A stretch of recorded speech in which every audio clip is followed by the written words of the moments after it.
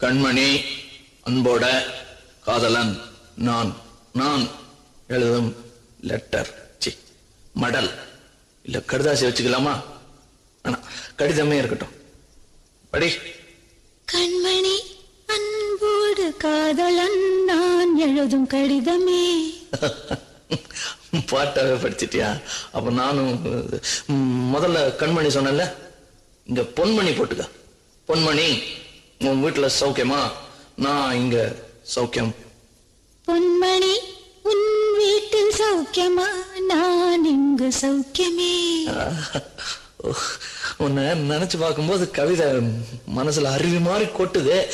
ஆனா அதை எழுதணும்னு உட்காந்தா அந்த எழுத்துதான் வார்த்தை. உன்னை எண்ணி பார்க்கையில் கவிதை கொட்டுது, அதான் அதை எழுத நினைக்கையில் வார்த்தை முட்டுது. அதேதான்